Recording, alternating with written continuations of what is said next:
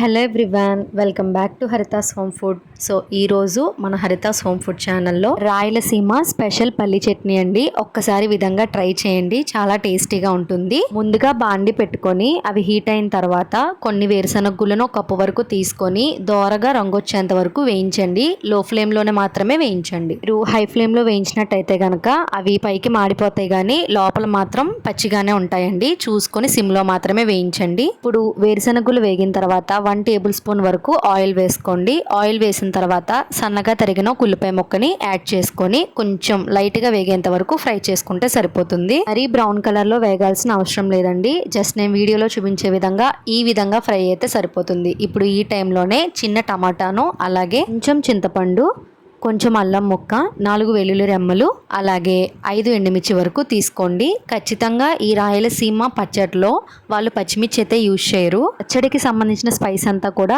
ఎండుమిర్చిలోనే add అయి ఉంటుందన్నమాట. కాబట్టి మీ స్పైస్ లెవెల్స్ని బట్టి యాడ్ చేసుకోండి. ఇప్పుడు 1 టేబుల్ స్పూన్ వరకు జీలకర్రని యాడ్ చేసుకొని టమాటా ముక్కలు పై తొక్కి ఇలా మగ్గేంత వరకు కూడా కుక్ చేసుకోండి. ఇప్పుడు వాటన్నిటిని చల్లార్చుకున్న తర్వాత వేరుశనగులను పొట్టు తీసేసి మిక్సీ జార్లోకి యాడ్ చేసుకోవాలి. ఈ పచ్చడి దోశల్లోకి అయినా, ఇడ్లీలోకి అయినా, వడల్లో చాలా టేస్టీగా ఉంటుందండి. తప్పకుండా మీరు ట్రై చేయండి. ఇప్పుడు మనం వేయించి పెట్టుకున్న మిశ్రమం కూడా ఇందులోకి యాడ్ చేసుకొని కొంచెం టేస్ట్కి సరిపడినట్టు రాళ్ళు ఉప్పుని వేసుకొని మెత్తగా గ్రైండ్ చేయండి. చూసారు కదా, ఈ విధంగా ఫైన్ పేస్ట్లా గ్రైండ్ చేసుకొని దీని ఒక బౌల్లోకి తీసేసుకొని అన్ని చట్నీలకి పోపు పెట్టుకున్నట్టే దీనికి కూడా పోపు పెట్టుకుంటే చాలా టేస్టీగా ఉంటుందండి. చూసారు కదా, మీరు కూడా తప్పకుండా ట్రై చేసి మీకు ఈ రెసిపీ ఎలా వచ్చిందో నాకు కామెంట్ బాక్స్లో కామెంట్ చేయండి. మరిన్ని టేస్టీ రెసిపీస్ కోసం మర్చిపోకుండా హరితాస్ హోమ్ ఫుడ్ ఛానల్ని సబ్స్క్రైబ్ చేసుకొని లైక్ చేయండి.